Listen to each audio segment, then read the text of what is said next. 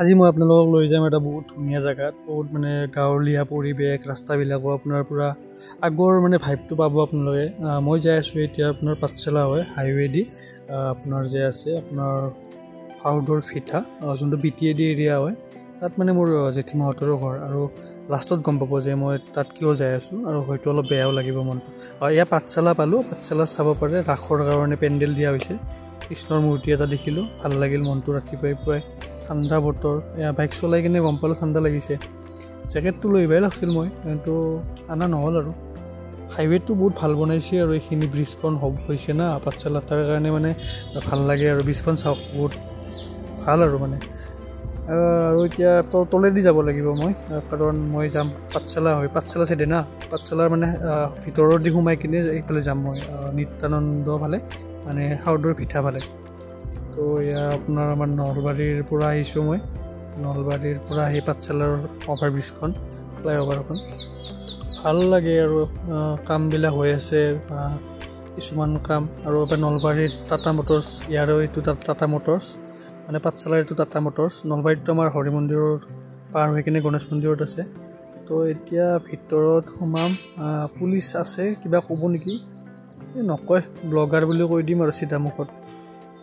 মানুহ বহুত, গাড়ী বাৰু ছিগনেল দি থৈ দিছোঁ বাৰু যাম বুলি। তো হ'ল দিয়ক, লাষ্টত ক্লিয়াৰ, এতিয়া যাওঁ আৰু। তো এয়া গৈ আছোঁ মই য'ত যাই আছোঁ। বহুত ধুনীয়া প্লেচ হয়, জেগাটো মানে ভূটানৰ কাষতে হয়। ভূটান, মই এটা মন্দিৰ পালোঁ, শিৱ শক্তি বুলি, মানে দেৱালয়।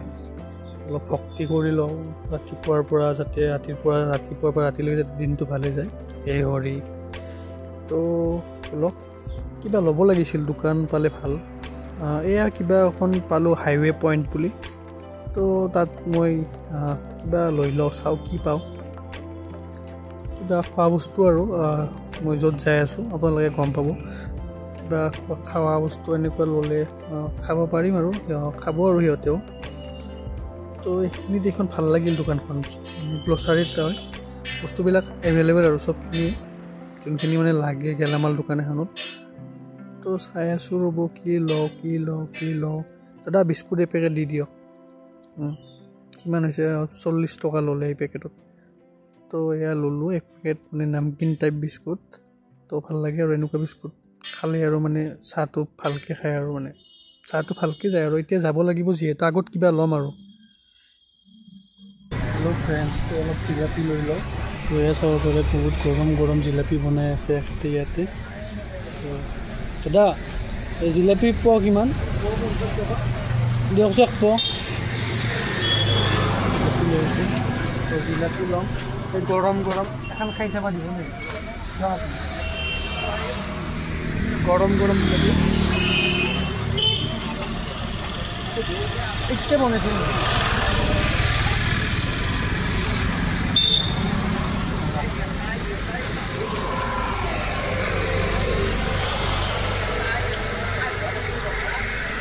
এই ভূটানৰ গাড়ী, এইখন ভূটানৰ পৰা আহিছিল আমাৰ অসমৰ ফালে।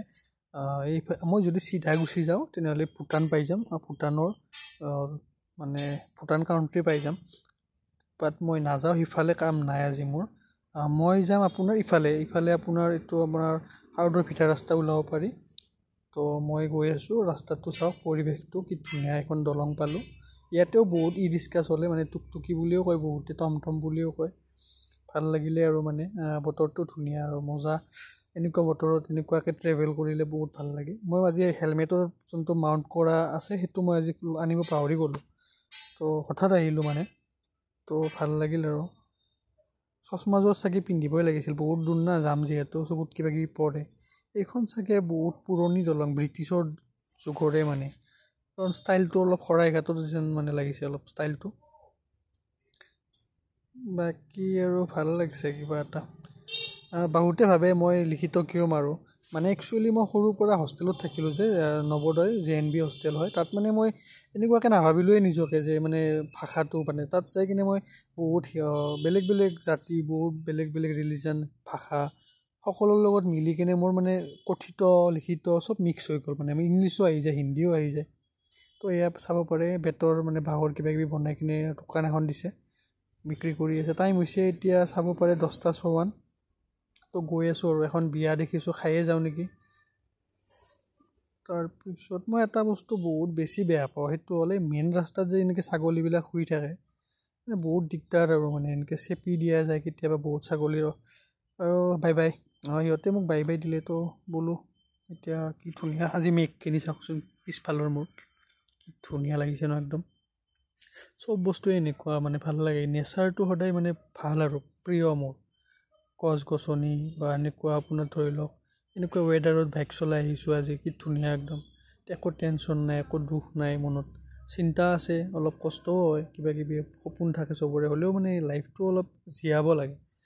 মই যে কৈছিলোঁ আপোনালোকক যে মই কিয় আহিছোঁ গম পাব। আৰু ক'ত আহিছোঁ, মই আহিছিলোঁ মোৰ জেঠীমাহঁতৰ ঘৰত। তো সেয়া মই জেঠীমাহঁতৰ ঘৰ পাই গ'লোঁ। মানে একচুৱেলি মোৰ জেঠাৰ অলপ মানে বেমাৰ হৈ আছে, তো তেখেতক ডক্টৰৰ চিকিৎসা কৰি আছে।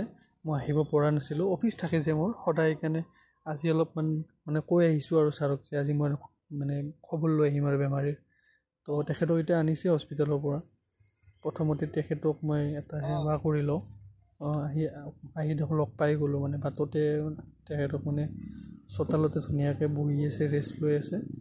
তো এটা ভালকৈ মই তেখেতক প্ৰণাম জনাওঁ। তাৰে পিছত মই ধুনীয়াকৈ ভিডিঅ'টো আপোনালোকৰ লগত শ্বেয়াৰ কৰিলোঁ। তো আজি ভিডিঅ'টো মোৰ এনেকুৱাই আছিলে, কেনেকুৱা পালে ক'ব। বহুত শ্বৰ্ট এণ্ড চিম্পুল হয়, অলপ ঘূৰা ট্ৰেভেল ভিডিঅ' দেখালোঁ। মই সেইকাৰণে কৈছোঁ যে লাষ্ট টাইমত